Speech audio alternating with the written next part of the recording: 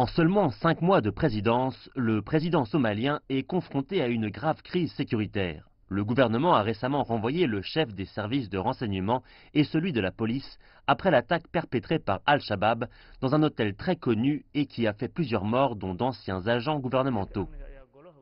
C'est dans un souci de responsabilisation que le gouvernement a unanimement renvoyé les chefs de la police et des services de renseignement en suivant les recommandations du ministère de la Sécurité nationale. La dernière attaque du groupe terroriste est considérée comme une réponse à la récente déclaration de guerre du président contre ce groupe, qui est aujourd'hui le plus meurtrier d'Afrique. Dans le pays, les points de vue sur ces deux renvois divergent. Beaucoup se demandent si ce sont ceux qui dirigent les services de sécurité qu'il faut blâmer, ou s'il s'agit d'un échec du gouvernement qui doit changer sa stratégie antiterroriste. Je pense que le gouvernement devrait parler franchement et dire que nous devons nous équiper, nous entraîner et reformer les secteurs de la sécurité, l'armée, la police et les services de renseignement.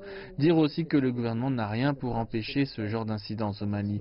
Les seules armes autorisées sont la Kalachnikov, BKM, les grenades et des RPG. Ce n'est pas suffisant pour défendre une nation souveraine.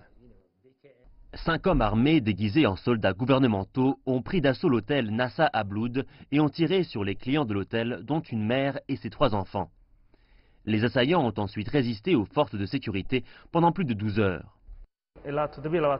27 personnes ont perdu la vie dans la dernière attaque contre un hôtel de Mogadiscio et bien plus encore ont été blessés. Les forces de sécurité en ont secouru des dizaines après le lancement de l'attaque par les 5 hommes armés. Ils étaient 5, 2 d'entre eux ont été tués et 3 autres sont en état d'arrestation. Plus tôt dans le mois, le ministre de la Défense et le chef de l'armée ont démissionné pour des raisons encore floues. Le président Farmajo a invité les dirigeants régionaux à Mogadiscio afin de préparer le terrain pour une grande offensive militaire contre le groupe terroriste. L'AMISOM devrait mener l'offensive alors que le gouvernement doit encore intégrer des forces de sécurité dans une armée nationale compétente pour renforcer la sécurité dans les zones libérées.